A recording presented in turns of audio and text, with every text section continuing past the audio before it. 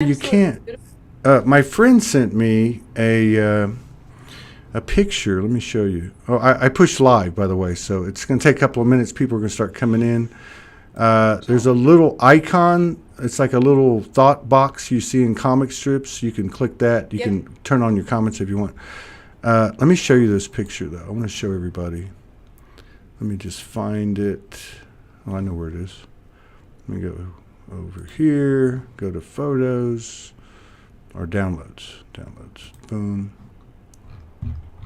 No, wrong way. Oh, wait a minute. Go to memes. Memes. Nope. What the hell's wrong with me? Recents. Here we go. Picture gallery. Here, I'll just pull it up from my. Let's see. I really want to. I want to show this to people because it's incredible. The video itself was incredible, and I put one picture out with a poem I did. Here it is. Okay. I hope I can get a good shot of this. I can't increase it. Doesn't seem. Yeah, let me show you this. Hang on. Boom. Get this out of here. Share screen. Okay, check this out. You see, there was a point toward the end where the lightning came out through the monsoon, and it was actually more. There was more to it than that. My friend Sue Baxter Fitz, she said it took her a long time, just to catch this because it was like a quarter of a second. I mean, but it filled the whole thing up. So stuff like this is going on everywhere, and I mean, there's. Let me get back over here. Boom. Okay, we got 16 people in the house. We're going to get started here in a second. Yeah, Facebook notifications are not working, and neither is YouTube. So we're back on the hot seat, I guess. But our energy can turn that. We all know that. Let me fix this. Exactly right. Yeah. All right. So, but the blue and the gold means. What do you think that photo was telling you? Oh, what happened when that happened? Well, I told, like I was saying on the previous shows, I was told, I was sitting out here on the side of the building at the end of the day, just relaxing. I think I was on my phone or something, and I was told go out there. So I went out there, and where am I going? Then I could turn here, and I stopped. And I would say, first of all, definitely the mother's presence. The mother, a symbol, like a physical reality of the the etherics, where she's really grounding.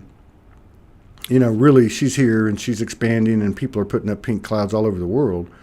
But there was also, if you watch the video, what was left of the yellow started flashing. And to me, that was what I was getting, was that he was igniting. He was starting to, the masculine was starting to spark, Yeah. And then, of course, some of the colors, the blues and the lavenders and the violets, there was certainly masculinity. You could feel it and see it in that.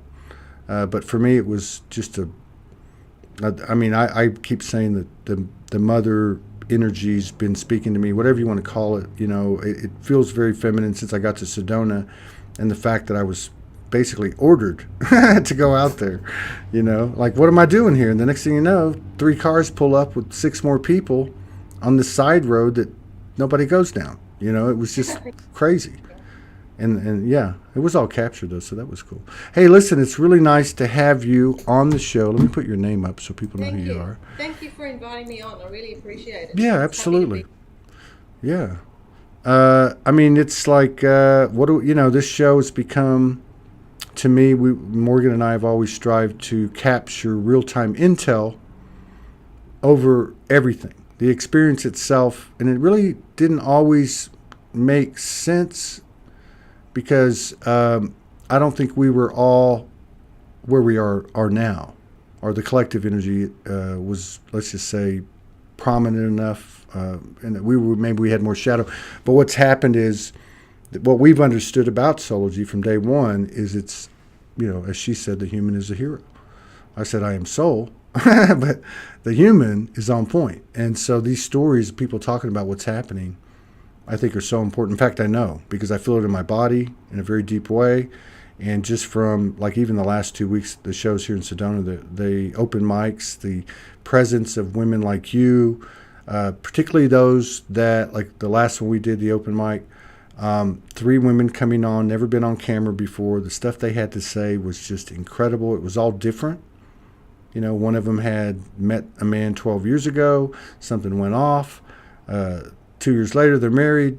10 years later, they got 8 kids. And the entire family is communicating with their ET aspects, including the children.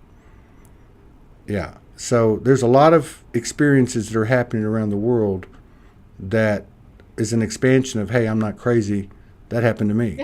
You know what I mean? So Exactly. yeah. Yeah. So now you're in Sydney, right? I'm just out of Sydney. Just yes, out. about an hour away from Sydney, north of Sydney, yeah. Yeah. And I could tell, like, from the messages we have, I can't remember particular literal aspects, but I remember the energy. You're weird like the rest of us. Number one. How long have you been? How long have you been this weird? Or did you have a wake up experience, or both? I think I've been this way my whole life. Mm-hmm.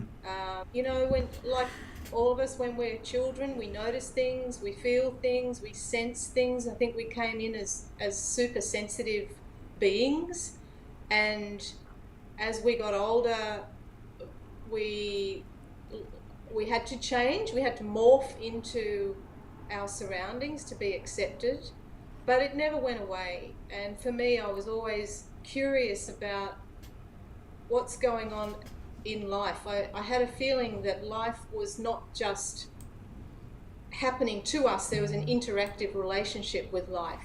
Uh-huh. And I wanted to understand how that worked.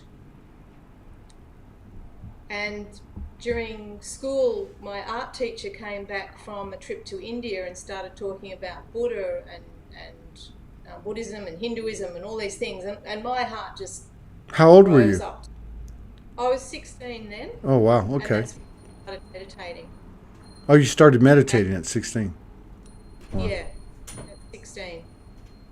And trying to find the answers that I couldn't find in books. Mm-hmm. And I couldn't find, I did a psychology degree and I didn't find the answers there either. I knew there was something in the mind that needed to be explored or discovered. And the only way we could do it was through meditation and spiritual practice. Mm-hmm. So I've been doing it my whole life, even though I did have a normal life, you know, a normal job in the corporate I think a world. lot of people had double lives for quite a while. We had double lives, and Yeah. we were doing these sneaky things on the weekends and after work where we'd go to our little spiritual classes, and we had double lives. Yeah. And I think that I think the double life scenario has been evaporating steadily since 2012. Like there's so many people displaced right now. Like every time I turn my head and see a comment or get a message or run into somebody, you know, like it's happened here in Sedona with about 5 or 6 people. Hey, I don't know what's going on, but I was told to get a one-way ticket to Sedona. But it's happening all over the world. I mean, I know I've got a friend on the East Coast, and he's getting displaced. I talked to a couple, a divine, you know, I would say a divine union kind of frequency couple that we know very well. That's actually very well known. And I talked to them this morning, and they were just like, we're told, because somebody had gifted them a fifth wheel, like a 25, 30-foot fifth wheel, and to attach to their truck. And they said, we've been told these last few days, we're not coming back.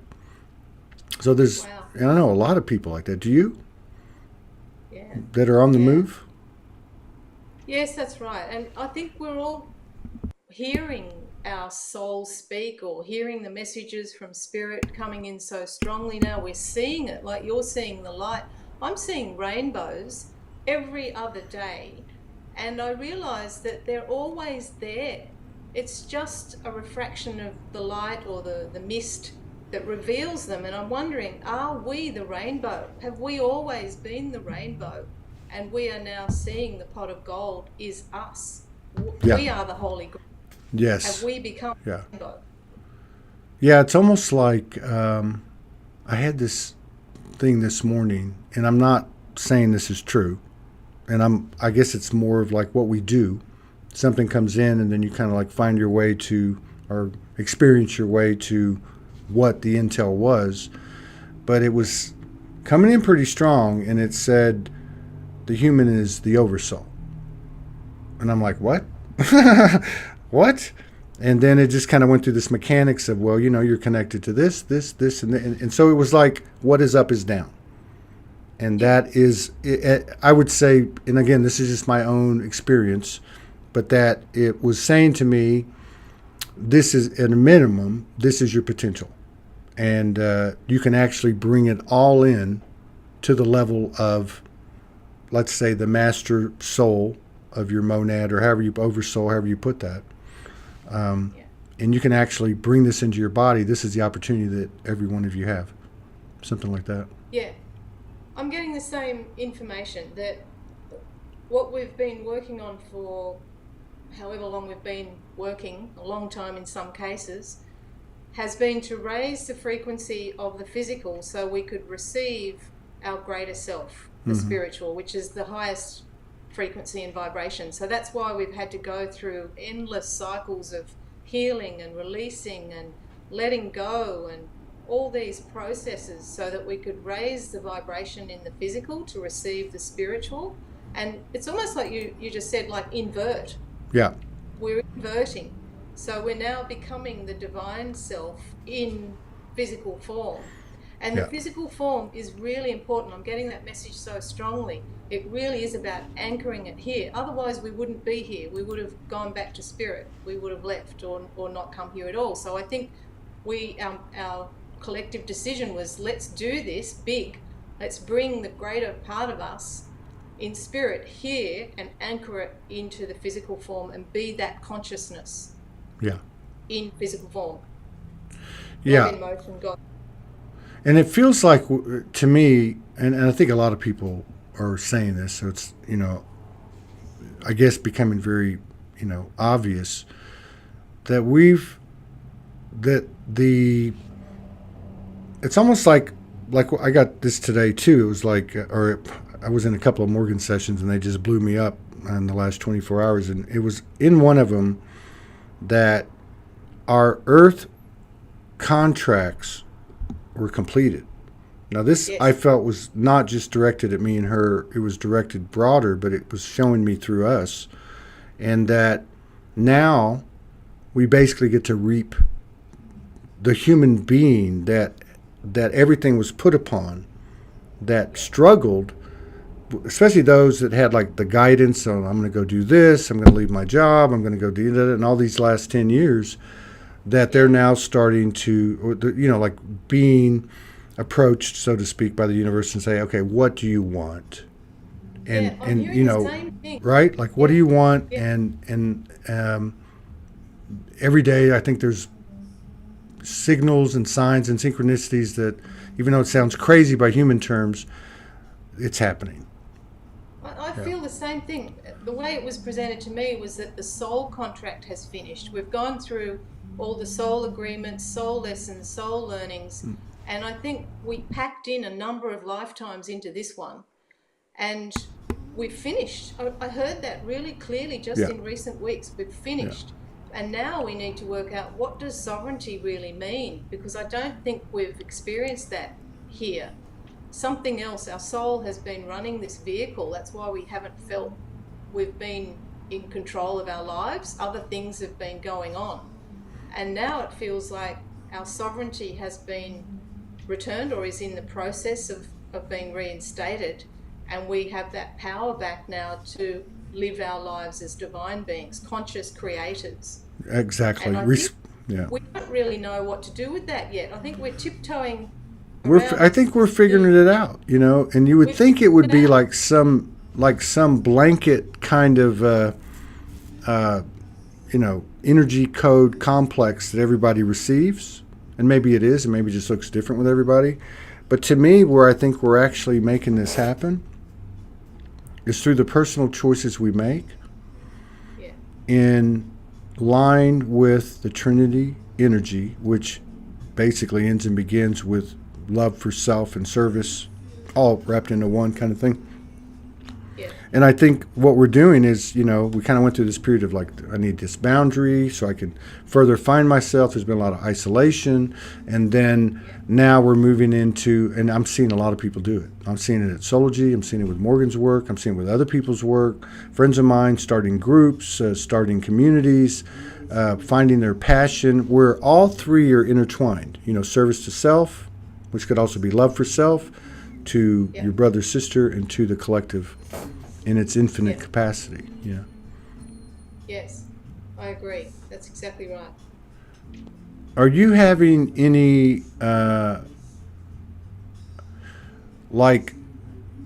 you feeling anything that would lead to, like, the culmination of, let's just say, in your case, your human lineage, your soul lineage? And when I say culmination, I mean karmic resolution, equilibrium, neutrality, 0 point, where what we might call past or future parallels or whatever, where they're coming in and you're seeing the symmetry, where what's happening here is happening there, or we're affecting it.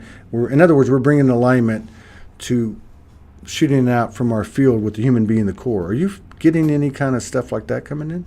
I'm getting all of that as well. The timelines are dissolving, and it's really interesting. Sometimes we'll have this flash of understanding, and I'll see events through my life making sense, and I'll think, oh, that's what that's been about. That's what the underpinning energy that was holding all of that together was about. That's what the meaning of that was. And then the next day, I'll completely forget what the whole event was about. It's almost as if that platform dissolved and is no longer needed, so it's gone. So I think karma, I don't know whether karma is just memory, and we've been going over these memories, or maybe that slice of consciousness is no longer needed and we've let that go, and the timelines are now merging to become one in the present. I don't see too far ahead of me, and I can't see behind me much anymore. It's just present, and the memory is going very foggy, isn't it? It won't really let us remember. We're being really encouraged to be fully present, which is where our power is. So yes, I do feel that. I feel that there's this alignment going on with the mind, body, spirit to become very present, where we fill this moment of now with our full presence and our energy, and we create from there. So yeah, I'm getting the same messages. Yeah. So it's I like what when we get the same messages. Well, I think there's a lot of that happening. I keep using the word convergence. I mean, I got here to Sedona for 2.5 days. I was actually seeing with my eyes energy like I don't normally do, and I never have before for more than a few minutes or something like that.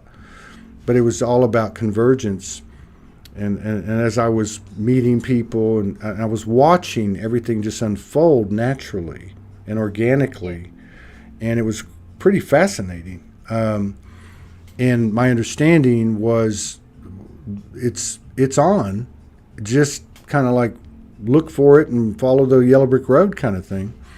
I like what you said about something will come in, and I just pictured it like when you were talking about it, like say I climb a stairwell and there's this landing, and something comes in, it absorbs into my body, and then the floor just disappears and it's no longer there. So it's almost like they're coming in and we're not being allowed to attach to even the most recent story, because once whatever occurred, then it's no longer there.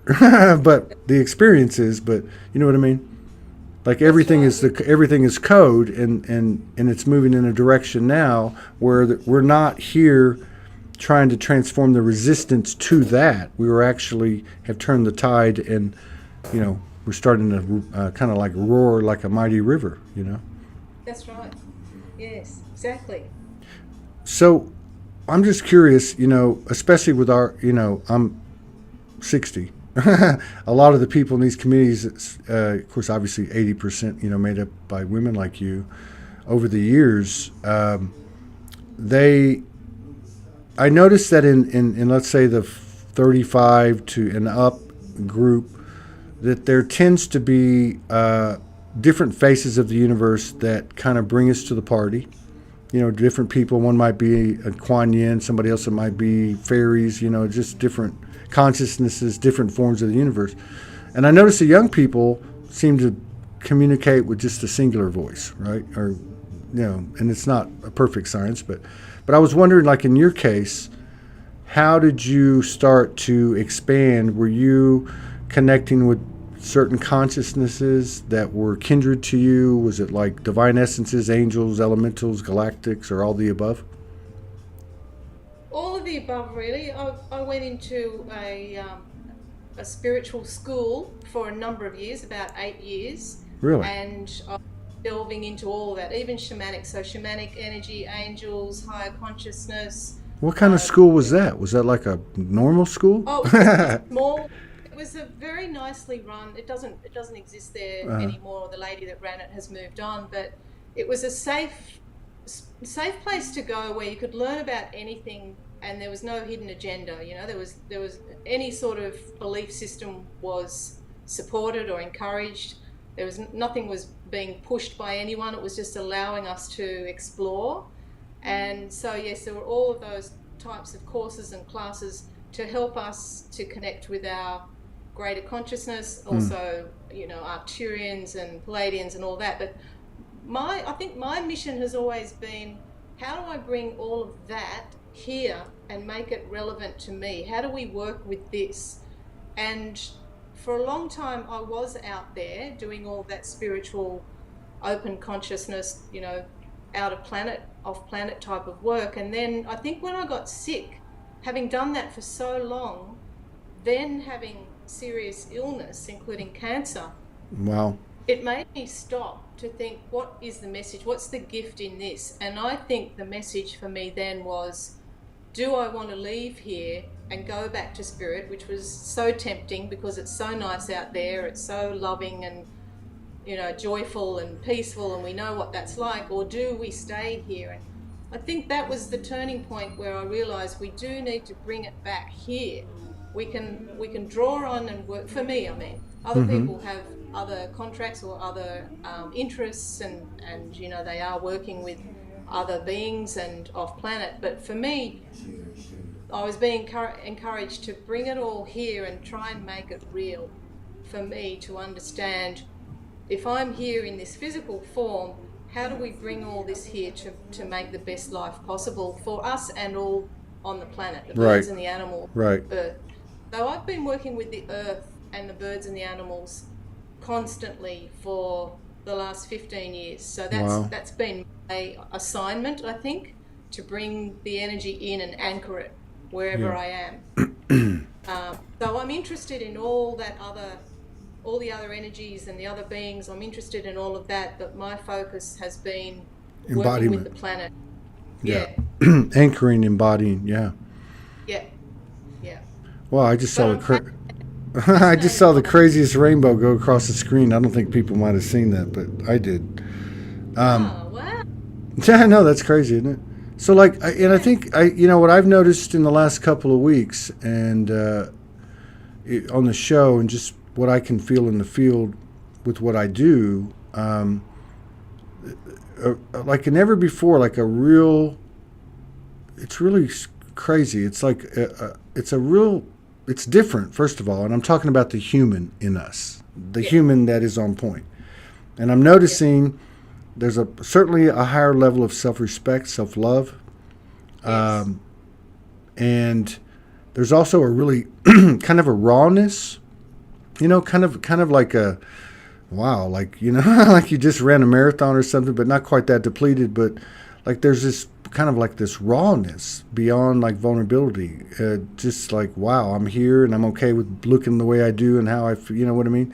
But and then the reason I brought this up is because of like the traumas, like many of us, like yourself. I mean, mine, they're nothing like yours, like with cancer or whatever.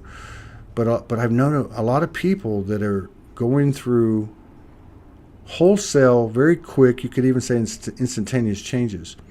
Yes. How so? Like the to me, like the code of how did that happen? Like how did you come into that and say, okay, what's the gift for me with this cancer? Like it sounds like that's what you did. And I did. how did you I think transform that? Yeah. I think because I had been on my spiritual journey for so long already, I knew there was more to the cancer. Because otherwise it didn't make any sense to me. You know, a lot of people start their spiritual journey when they have something like that, when they have a big event happen. That's when the journey started. But I had already been on mine for so long. So I knew it was telling me something. So I just had to dig in and find out what is the meaning, what is my body telling me, as I do when I'm you know, if I have anything, I'll always go into the body and ask the consciousness of the body, what are you telling me? What is your message? What's the gift in this? I'm not a doctor, so if anyone's sick, you know, they should consult their medical practitioners and do whatever they normally do. And I had to do that. I did have surgery, but the recovery process I did on my own. So I did all of that through meditation and Reiki and yoga and all those things to try and align the mind, body and spirit back together to fix whatever had been displaced. Were you doing anything as far as what you were ingesting or taking holistically or otherwise to help you? I've always had a fairly clean diet, Mm-hmm. so and I cut out alcohol and Mm-hmm. you know, all that sort of thing, coffee and all of that. I had done that when I had a previous illness, Graves' disease. So my diet was Wow, clean. that's pretty heavy. I mean, that's a powerful thing to be challenged with. A Yeah, Graves, yeah, it was right on the back of that. So I just got through the Graves' disease without any intervention, only through holistic methods, so acupuncture and other things, Reiki and yoga and meditation and things, and then just got through that, and then this other illness happened. So that's why I thought there's a message here that I'm not getting. right, What am I trying to, what am I being encouraged to see here? So, you know, the answers are there if we dig deep and we connect to the consciousness of our mind, body and spirit. They all have a consciousness, and to me that's right, the collective as well right, as the greater collective yeah. outside of us. There's this inner collective as well, and maybe that's another form of Trinity. I know you mentioned Trinity a Yeah, lot. yeah. I'm sitting here listening to you, and I'm looking at that, and like maybe what it is and it would make sense to me, like 369 Tesla. I mean, that maybe the Trinity is our natural nature, and Yeah, we what we're doing is becoming responsible creators, aligning with that energy, which I is think so. I'm sure what you did and what you're describing. You're right. That's exactly the same thing. That's it.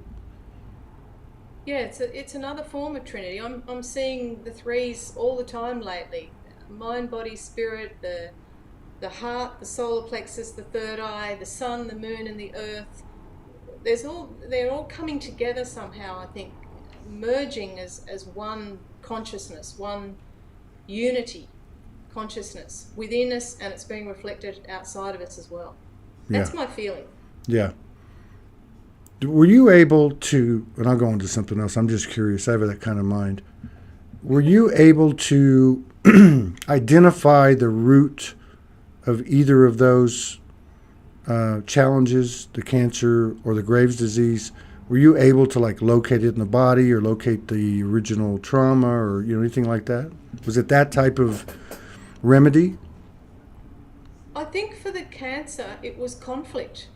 It Hmm. was a conflict cancer about, do I want to stay or do I want to go? Because up until that point, I was more off planet than I was in body. And I think that was, we have a few choices along the way, exit points where we can Mm-hmm. decide, in our lives, do we stay or do we go? And for me, that was the big message. It was a conflict about, I wasn't valuing the physical form. I Right. wasn't valuing the female form as well. In the work that I was doing, it was very masculine. in the type of environment that I was in. So I wasn't valuing the human form, I wasn't valuing the female form, and that's where the whole cancer was, in that area.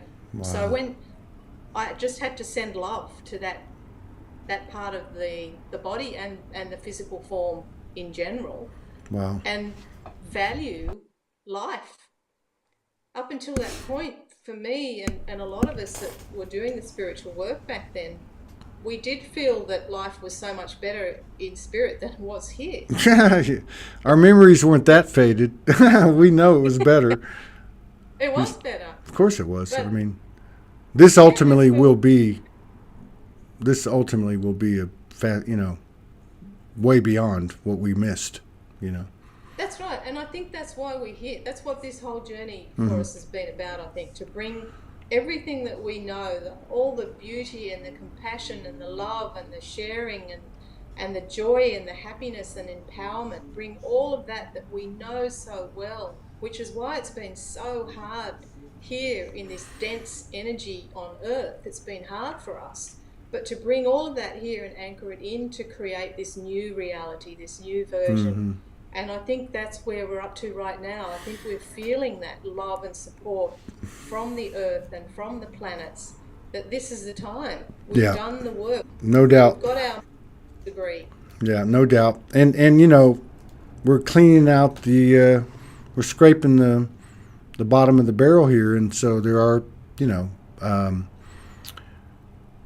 displacements and all kinds of different things, radical changes, you might say, abrupt changes, but I feel like what you're talking about exudes so many of the people, really probably everybody that's come on, and that hangs out and can relate to this, and that's that your faith in action, right? Like ultimately it's a question of what do you believe, and do you have confidence in what you're hearing and what your communication lines are and what they provide, because ultimately it's just us, it's just me, it's just you, right? And I think you definitely We've had to rely on that and trust that. We've just been living on pure faith, really, haven't we, for the last 10, 20 years. There hasn't been a lot of evidence, there hasn't been a lot of outside support or anything to show us that yes, this is true. It's just been something that we actually feel to be true so strongly that we've almost had to go through life with the blindfold on and just feel our way, trust ourselves. I want to go back to something, because you said something that I'm guided to do what I'm guided to do. You were talking about being a female, going into the workplace, and so many females, one way or the other, can I'm sure relate to this, having to really take on a distorted masculine kind of thing in order to function in that reality with any level of, let's just say, success, or sustainability.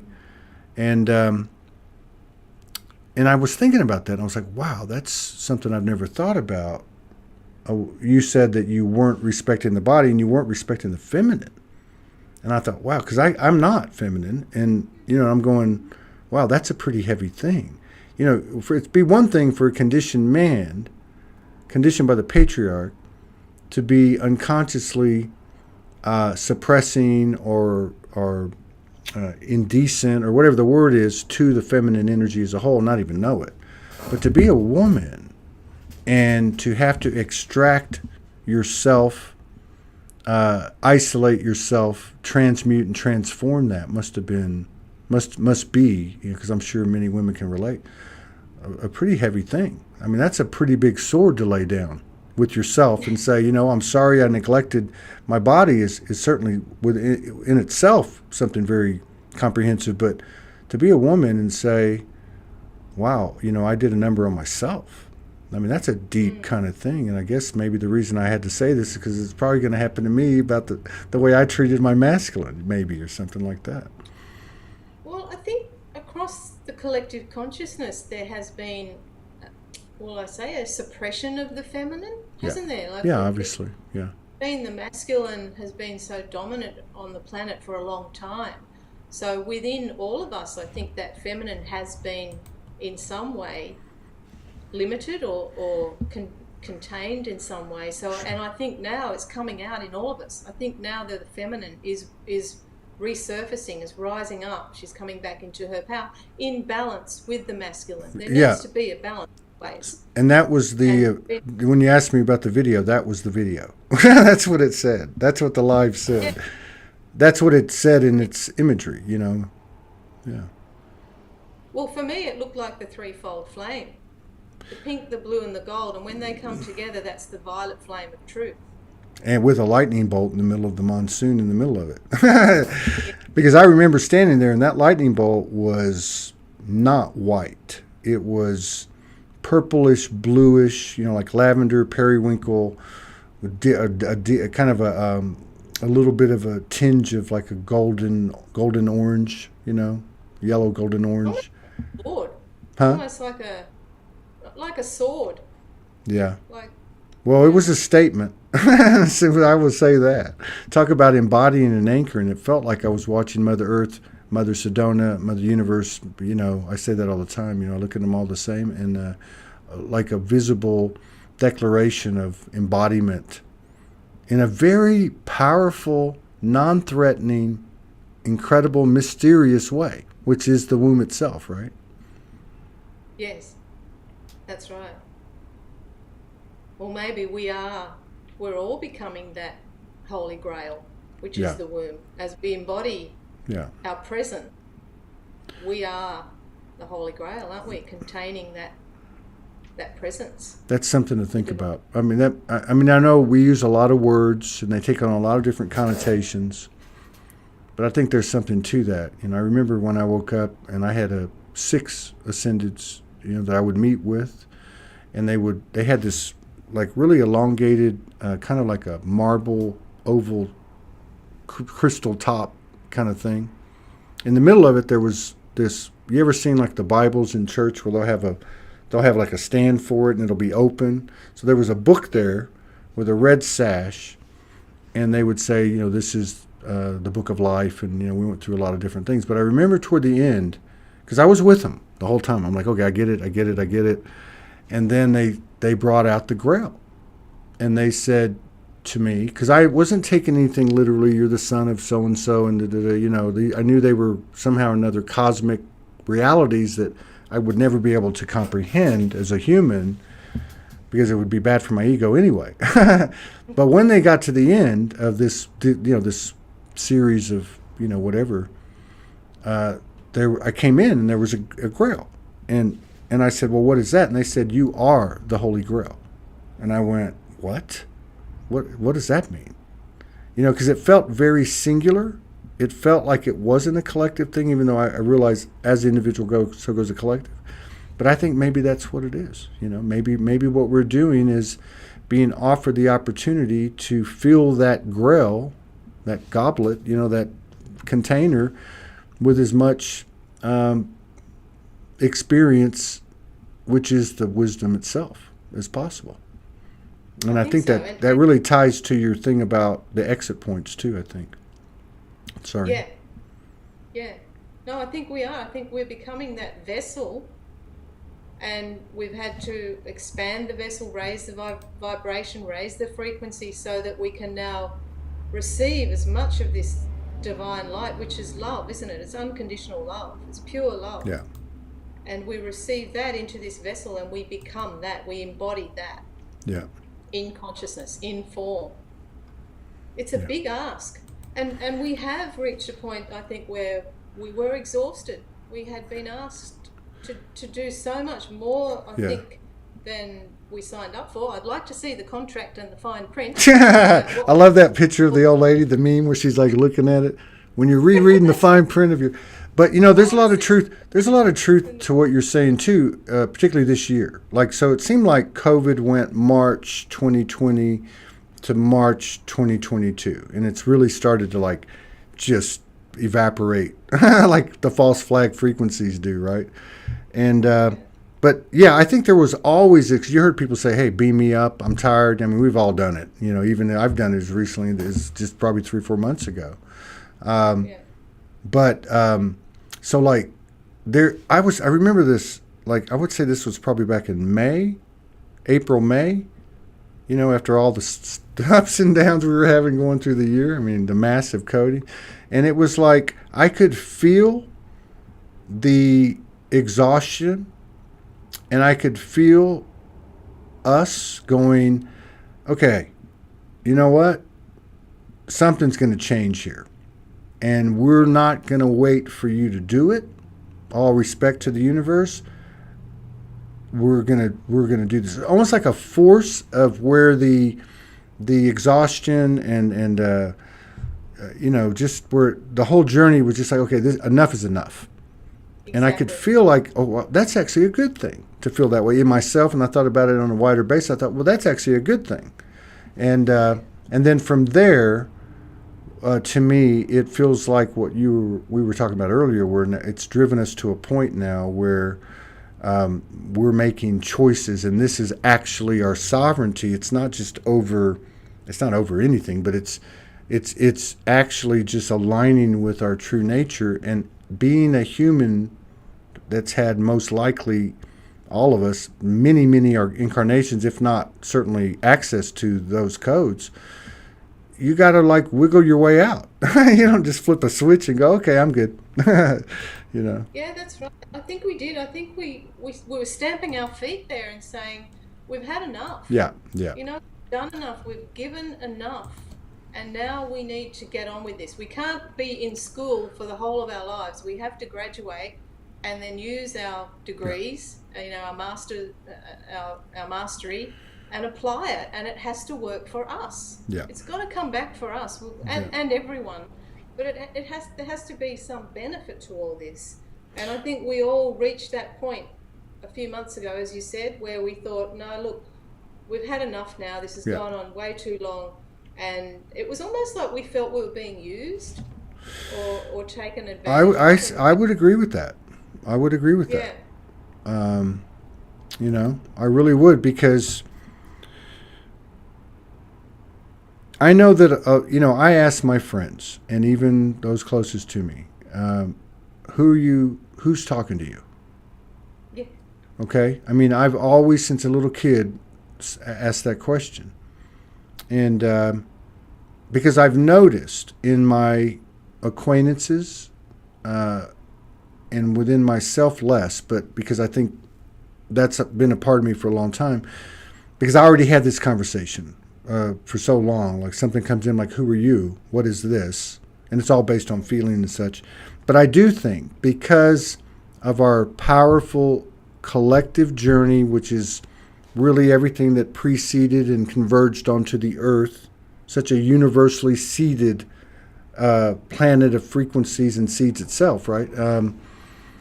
That, you know, from this point, I guess, I actually forgot what I was going to say. But that's the memory thing, right? It'll come back. I've trained myself now where it'll come back. Oh, no, I know what I was going to say. Where we've actually reached a point where we're truly not talking about it. We're truly stepping into the, you know, I just picture like like those triangle UFOs, right? And this is our personal monadic kind of thing, and we're at the point, and we're doing it because we're at a point now where you know up, then I get blown up.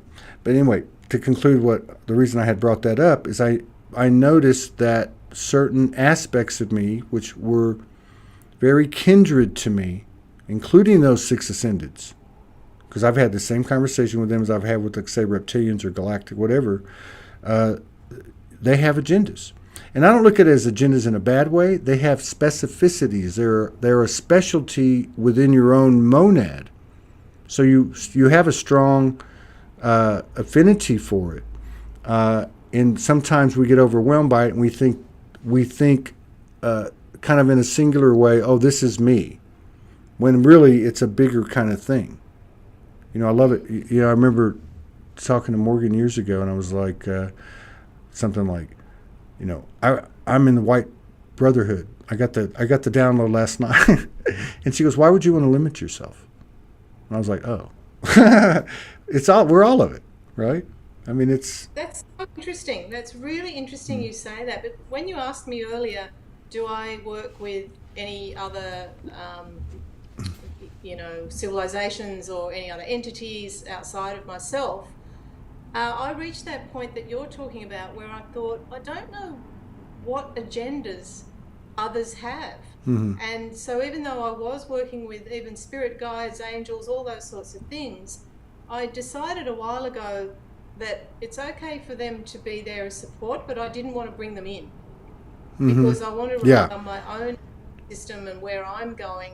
Yeah. And that's why I can't even really remember any of those other connections anymore, because I've really just been trying to work on my own energy system and the collective here on Earth. And we don't know what agendas others have, so we have to be, I think, mindful of that and step into our own power and go from there, rather than bringing in any other energy to support us or to work within us. I think this is just my feeling anyway. Yeah, no, I say, I mean, because it's really, and when you get right down to it, because it's kind of everything keeps, what's up is down, right? It's like within, without. It's not like, so I get this information from the ethers, from all these different types of consciousnesses, and that I can't get it here. So like, I look at it like, okay, we've moved into a space now, and it's happened to me daily. I know it's happened to other people, where my physical mirrors are giving me code, among other things. And it's not just coming from the woo-woo. And so I look at it all as they're if I have a friend, and let's say my friend, like my friend Amethyst that I just met, we have some type of kindred thing going on, and whatever, right? But he's going to come in the door, and he's going to provide me an opportunity to expand something about me, and vice versa. But we can't get too overly focused or attached on that part, because there's much, much more.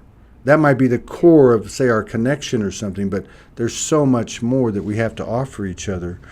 So, I love, playing with different aspects of myself and, doing different things like, but also now I'm seeing it happen with the physical mirrors. Yeah. And that's pretty mind-blowing. Yeah. Even really like a conversation like this, really. Yeah. Yeah, it's really coming into this plane now, isn't it? It's anchoring into this realm, into this physical realm. We're getting so many more messages, and like you're saying, from ourselves, from what's going on around us. It's becoming very clear what the message is, and that communication is open now. Whereas before it was harder to get the messages. Now they're just flowing in really clearly. Yeah, and it's like a bombardment. I have a friend here that I met each time I've came, for 10 times I've came here, and he pops in every afternoon. He's like very good friends with Ty. They've been doing grid work and such for over 10 years, deep stuff. And anyway, he's a total ET. He came on the other day as a cartoon character, the Wizard. I saw that. Yeah, I mean, that thing's popping like crazy. People that get through the first 5 or 10 minutes thinking, what the hell is this? But then it really has got some traction and some great code in it. But he walked in today, and I was getting off the phone with Morgan, and we just sat down, the three of us, for 10 minutes just to kind of, touch base. And I said to him, man, what happened this morning? And he said, and this is a high-level guy with like massive amounts of recall incarnations off planet, on planet. And he said, I don't know, but it was coming in like it was just like the coding, the downloads, whatever you want to call it, the energy, the sun, solar flares, whatever, was just coming in. It's amazing. It's just taken us so, I don't know, I feel so emotional, not tearful in a bad way, but my eyes can start stinging in a moment's notice. You know, if I see something that just, you know, could be with Morgan or whatever, just, and it's instantaneous. It's like, God, you don't have any choice now but to be present. Like, that's where we're headed. It would make I think sense. it's the heart gateway is opening, isn't it? My chest was sore after the full moon on after the weekend, Sunday, Monday. It felt like something had burst open to allow more love to come in, and I could feel it in the front and the back of my chest. So I think that's why we're becoming emotional. When we see kindness, when we see acts of kindness, or you know, animals caring for each other, things like that, it just really touches us Yeah. immediately in the heart, and we Yeah. feel it. We feel that love connection now so strongly.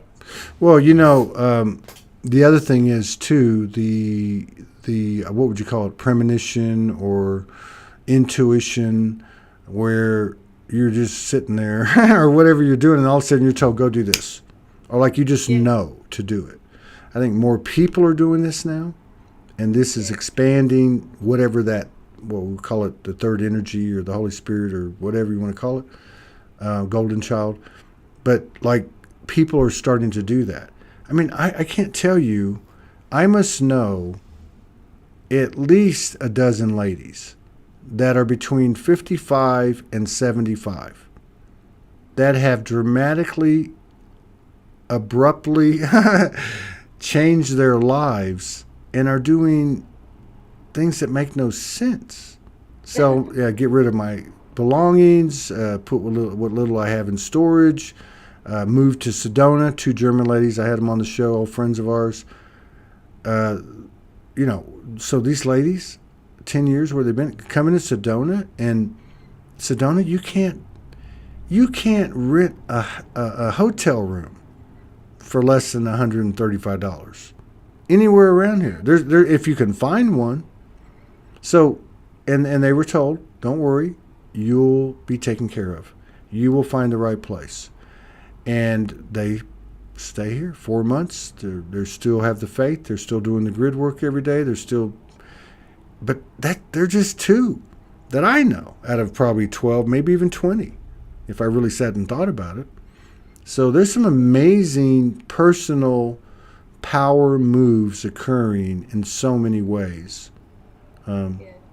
And that, as an energetic force, is not going to be removed. You know what I mean? It's like us getting fed up and saying enough is enough. Let's turn this thing around now. Yeah. It's beautiful, isn't it? It's beautiful to see that courage. It takes Yeah, courage to do that, you're damn right it and does. trust, faith, and you know, it's just an amazing thing. It's that connection to our own spirit that we know we're being guided and that we will be looked after and taken care of, even though it doesn't make sense. This is the thing, the mind has been spinning out a little bit because we're doing things that doesn't make sense. That's right. And the mind's saying, hang on a minute, what's going on here? And we're just saying, it's okay, you know, we'll be right. Don't worry. Yeah, it's almost like like the reaction, like the knee-jerk reaction, like the pattern of behavior when it comes to the brain, right? Where first it's instantaneous, then we start to get some awareness, and then we start to go, okay, I can make a different choice. I don't have to react. I can put up a boundary. Now I can respond. I can absorb the silence. I don't have to say something in this moment or ever if I want to at all. And it's almost like part of what's happening too, even with the 3D, forgetfulness and the short, you know what I mean, in the long term, you know, all that stuff happening. But it's like there's a clarity coming in, where almost like the emotional attachment or influence that seeded these reactions is going away. It's like the Yeah, brain's coming online in a way, like or I don't know if you call it the mind, the brain. I mean, but it's like yeah, we're taking a pause, or we're saying, "Oh, that's what that is."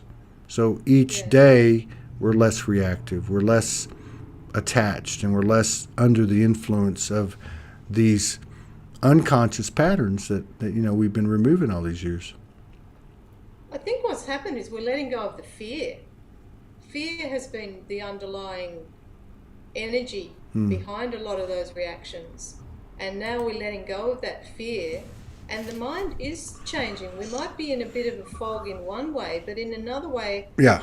have you noticed that when we need to recall something, we somehow grab it and bring Yeah. it down? So it's like we are able to access what we need, but it doesn't need to hang around all the time.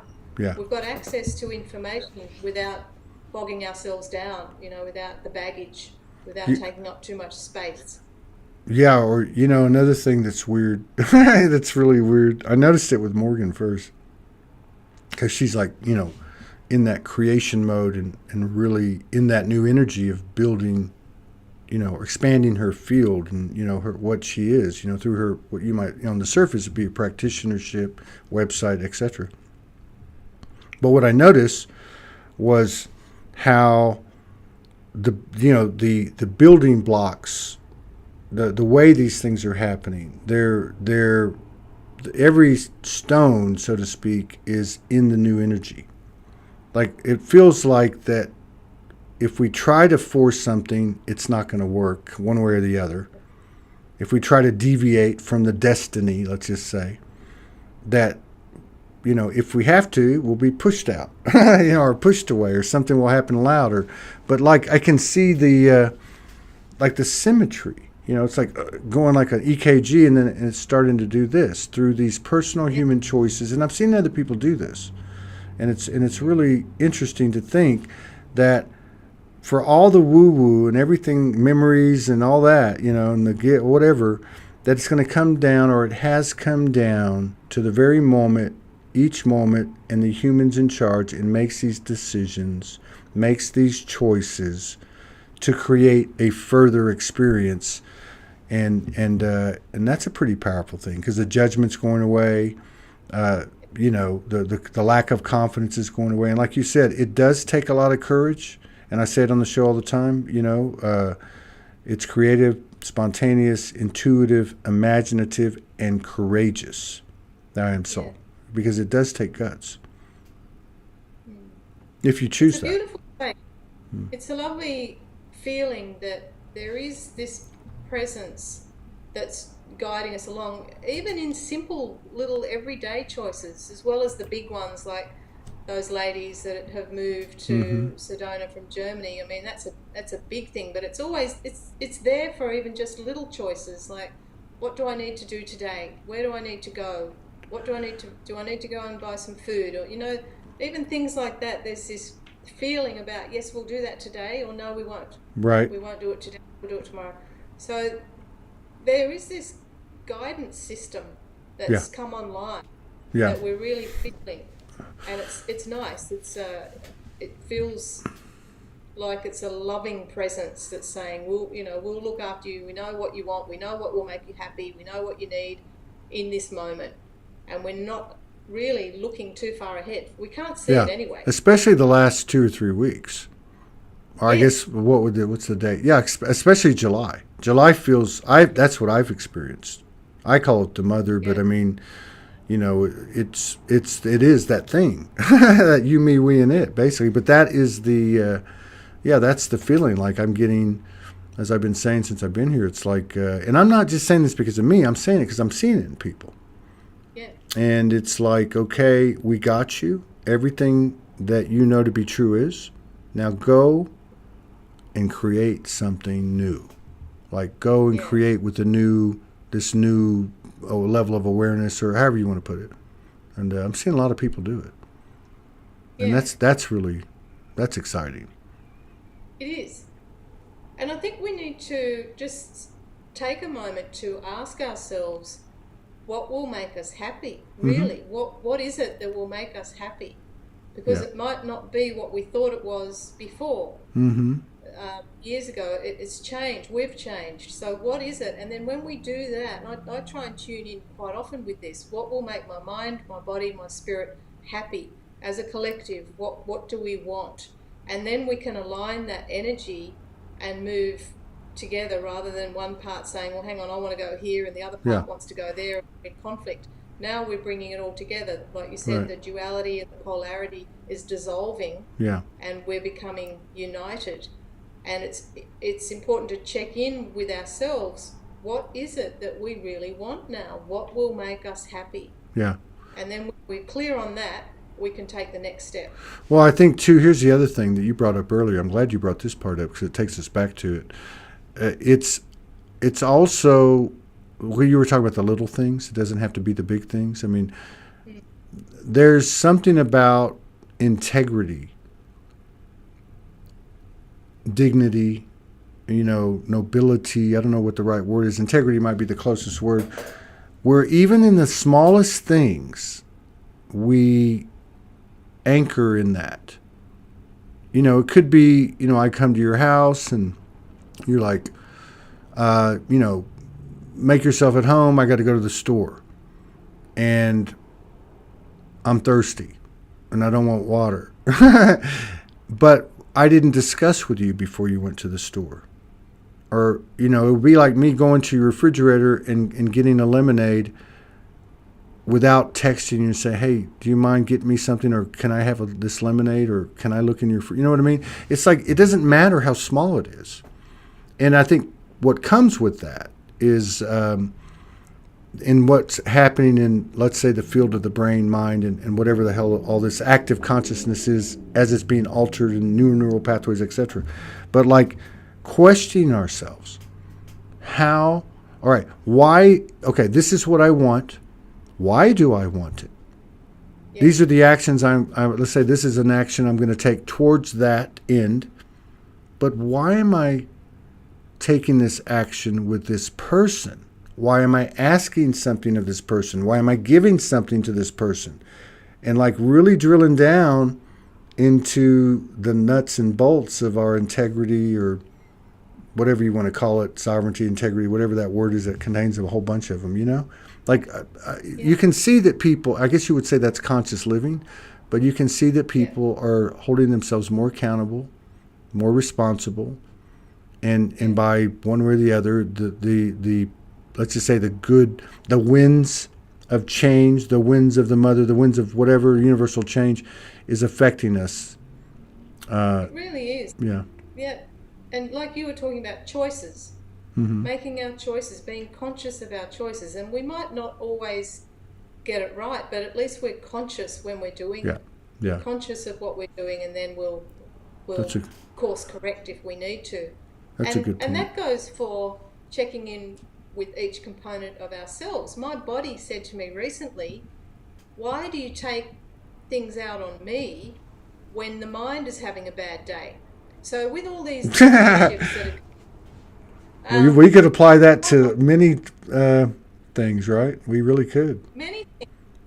Like with these energy shifts that are happening so regularly, quite often we feel hungry, really hungry. And quite often we do need to eat a bit more to fuel the body and to fuel us through these shifts. But then other times, I don't know whether you felt it, there's like this void space in the solar plexus. It's just empty, and we think we're hungry, but when you've eaten everything in the house and you still keep eating, and that void is still there, it's not hunger, it's not food, it's an energy. It needs our attention, it needs love, it needs something else. But we've eaten everything, and the body then has to cope with it and digest it. And so my body is saying to me, just be conscious of what you're doing to me. I'm trying my best. I'm carrying you through life. I'm I'm holding the space for the spirit. I need to be conscious of what I'm doing to my body. And it's true, like we do need to be careful of how we're treating this physical form, this vessel. And we might not always get it right. We're never going to have a perfect diet. We're never going to eat and, do perfect things. Be conscious about it and think, how's this going to affect my body? How's my body going to feel about this? And is it going to complain afterwards? And that can even, that's a great point. I was going to bring it up again. I'm glad we're having a telepathic conversation as well as a verbal one. There we are.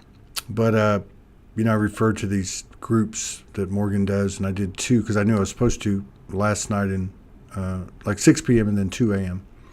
And one of the things, it's like what you're talking about, but it's one of the things I personally come into through being able to be present in these groups is because it's all done primarily in the power of the silence.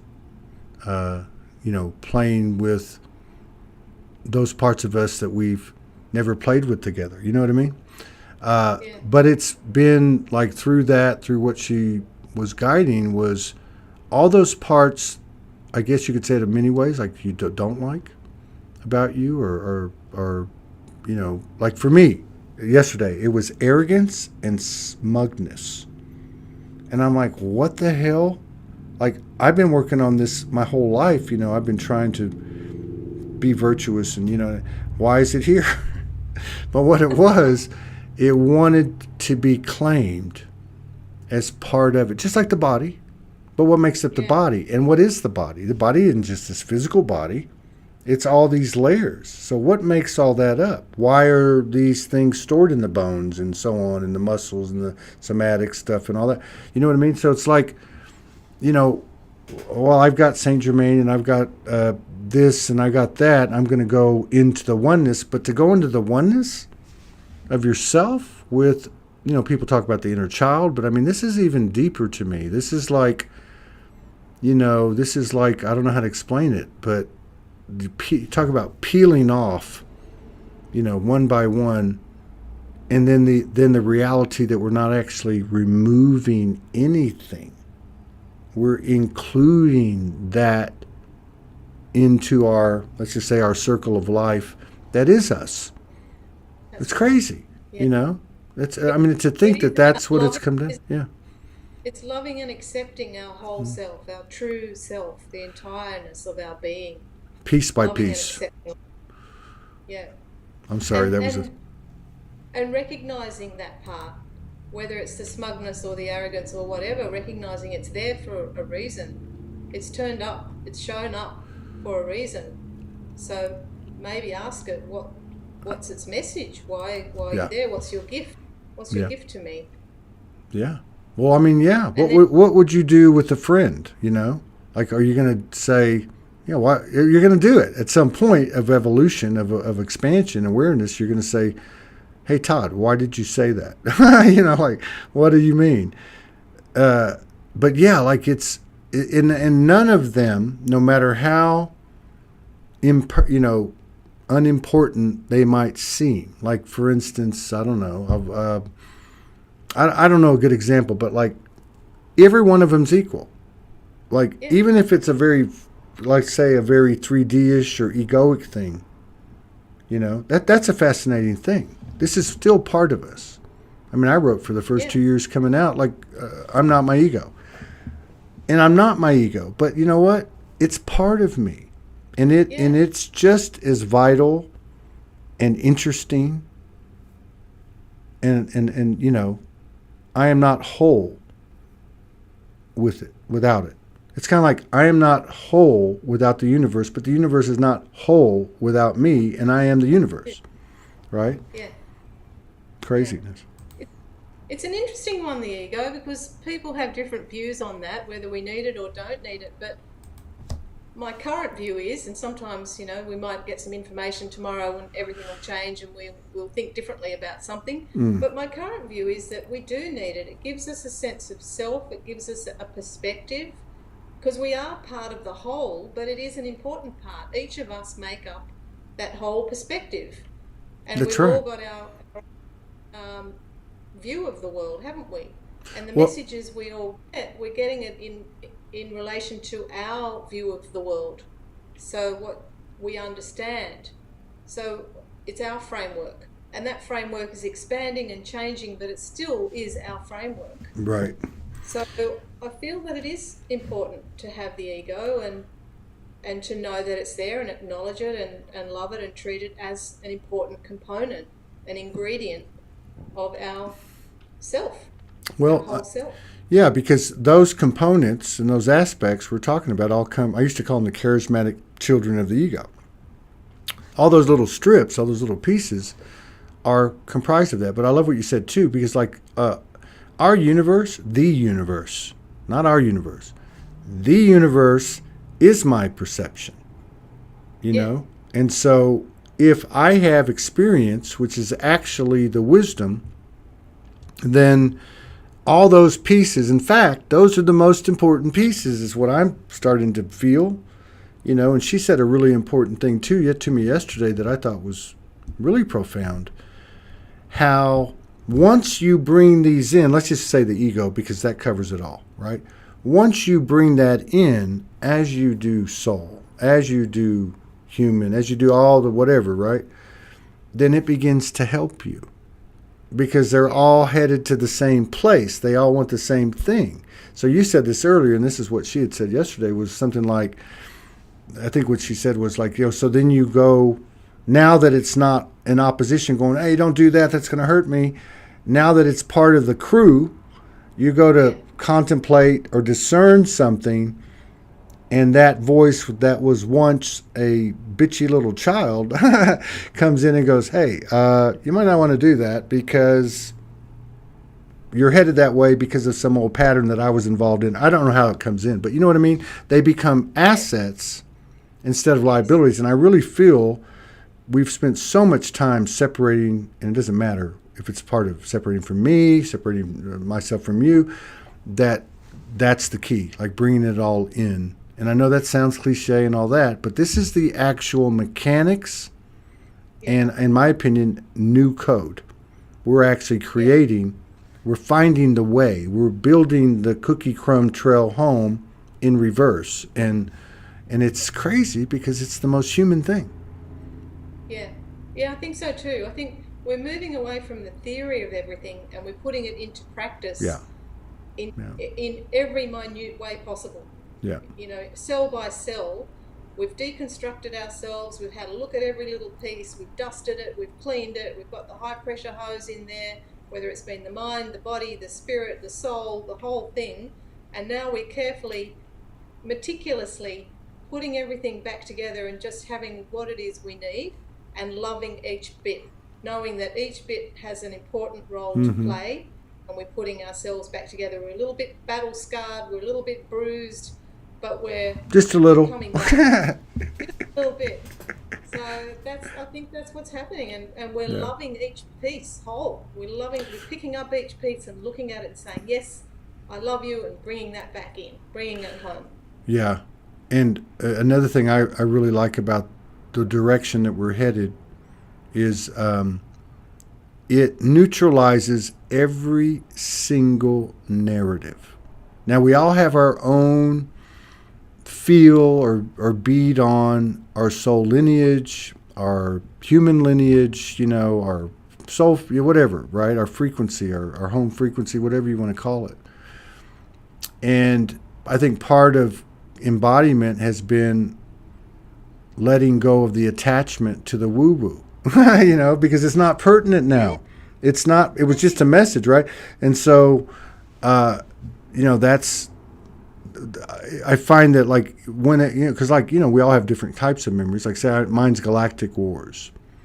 There comes a time when you let it go, and the reason you're able to do that is because you've pulled enough in or whatever to be able to negate that potential. I don't want to say agenda, but that's that specialty that will take over when it has to be ultimately what's happening and what you're describing. So it's like a sovereignty from story, a freedom from the story, freedom from the narratives, freedom from anything external. In somehow weird way, we're altering all of that by what we do at the most human, what would appear to be a mundane thing.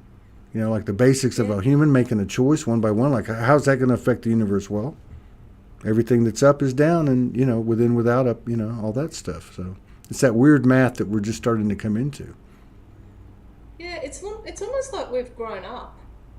We've had all the assistants, we've had the adults that have been around us, the wise ones that have been there guiding us and giving us encouragement and helping us as we've learned to crawl and then walk, and now we've matured into adulthood. The support structure is saying, okay, then off you go. You can leave home now. Exactly. Exactly. That's what I was saying when I got here the first week. I was like, okay, the mother's telling me and I tell everybody, I spent 5 nights right here because I was told to, because it's on the earth. I mean, this is an old house converted, and it was like, she just kept saying, the universe, whatever you want to call it, I love you. It's all good. Everything you think is true. Now go get them. And I can't do it for you, kind of thing. Like leaving the nest. Leaving the nest. Mm-hmm. Mm-hmm. Yeah, I think we've grown up. And yeah. I think the good thing about what you're doing is bringing everyone together. I do feel that it is important for people to know we don't have to do it on our own. We don't have to be hiding away, doing this by ourselves anymore. There's a lot of people doing this sort of thing, and we've been doing it for a long time. Yeah. And we can support each other and know that we've got a community where we can share our thoughts and feelings and everything that we've been through. Yeah. And there'll be another wave after us too, so we can help other people come through and go through the path that we've forged. We've been out there in the jungle, slashing away, creating a path so that other people can come kidding. through. No kidding. Yeah. And I always wonder, I just have a curious mind, but I wonder, like, how literal is that going to be? Like, I wonder if the energetics of our work, so to speak, is going to make it something that you wouldn't be able to really detect until later, maybe, in our shared experience in the physical realm. It only makes sense that if a trail is blazed, whoever comes behind is going to be easier.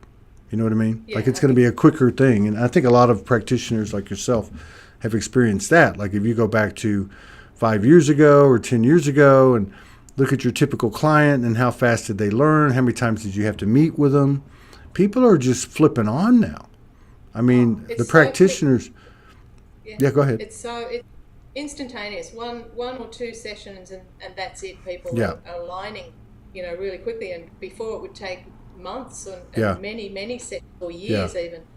So I think the reason for that is we don't need to relive the trauma or whatever the disconnect was. We just align. We don't have to go through that whole process of unpicking it all. We just align to the new. So it's so much more powerful and just easier. It's easier to get to a level of alignment and happiness. Yeah.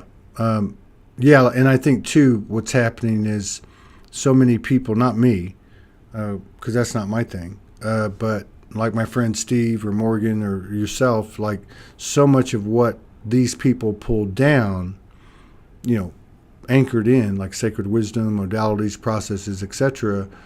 The world wasn't ready. It was like they were like, like the front end of the first wave, whatever. But I think now, like if I think of something like, even when I met her 7 years ago, talking about DNA reprogramming your DNA, and I'm like, what? And then I hear 7 years later, I'm talking to my friend Steve, who's an ET, and he's been pulling it down too for as long as she has, 20 years. But I think the world is ready now. Oh, you mean to tell me, like I was talking to my friend the other day, and his name is not that, Suez. And so he was just saying how there's not going to be any doctors. To think that the information can be absorbed into a human body carrying all of our universe, whatever, where from the command, which doesn't make sense because you think it comes from the woo-woo, from the command, declaration, devotion, whatever, of the human saying, I can reprogram my DNA. Now, obviously there's got to be a modality, whatever, but think about that. Think about that or something like that with the 100th monkey effect. Like, that's crazy. People are like, oh, we're all going to have free energy in a Tesla coil. Well, wait a minute. What about when 100 monkeys go, I can reprogram my DNA right now and have immediate results? Like, that's just crazy, to think of the effect that will have at this point on our physical shared experience. Yes, exactly right. I've wondered about that for a long time. that eventually we won't need doctors.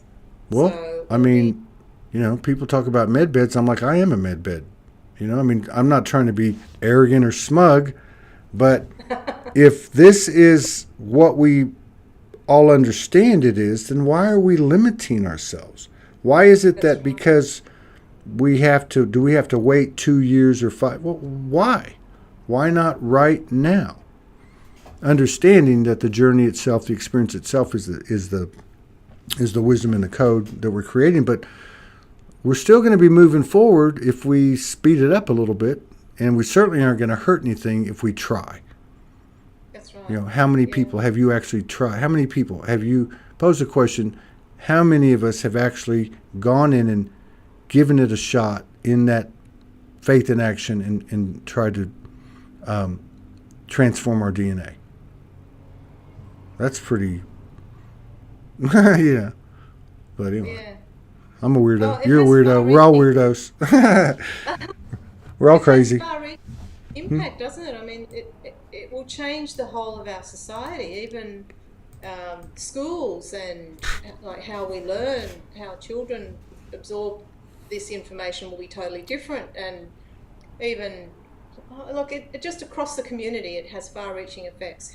How we will change Absolutely. in a good way. And that's just Yeah. one thing. That's just one thing, Yeah. I mean, there's a reason that, where do you want to go with this? We can go back 6,000 years. You got Anunnaki. They're part of us. The rulers live in 20,000 years. Then you got early figures in the Bible. They're living several hundred years. There's a reversal occurring. And that means it's not like just limited to, A, B, and C. It's the whole thing. If our original blueprint was to live 1,000, 2,000, which I believe, from a lot of people's, own intel is true, then why would, the only way that would not occur is if we still buy into the BS and the limitations. Yeah. So it's a wide open. Anything's possible at any time. Yeah. It really is. It's a fascinating time to be on the planet. It certainly is, and we are here for a reason. We chose this time to be here, so it's wide open. I think where we go from here. That's right. In the moment, at any time. Yeah, in the moment. Any and like time. you said, it's the promised land. We've arrived. I think it feels like we've arrived somewhere different. Something has changed. That's I'll say. Even though we might not be able to pinpoint what exactly has changed and what's going on, something has changed, and we do feel we are different now. Well, the way I look at it is nothing raises hell like the light. So, you know what? We've had our hands tied behind our back for so long where let's just say the polarity, antagonist energy has had more leeway. And that's all by design. And I know we all created that, but that's, to me, part of this change you're talking about and that people are talking about. It's very recent. We have the momentum now. Like, it's not even, like I said, it's like a river just going, and more jumping in, and it's just getting bigger and bigger and wider and stronger. And I think you said this at the beginning, like in your own words, which is, and it's going to be a blessing when our biggest challenge is trying to get used to and accustomed to this very obviously, very rapidly changing evolution of frequency that's moving the opposite direction of what these series of incarnations have been. That's right.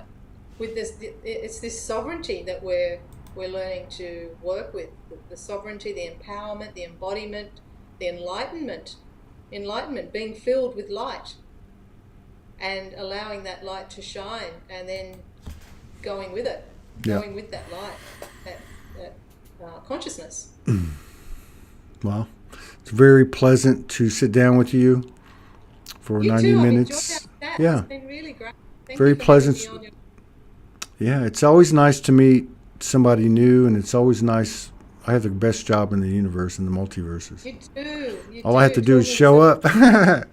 And but it's nice because I really feel like that.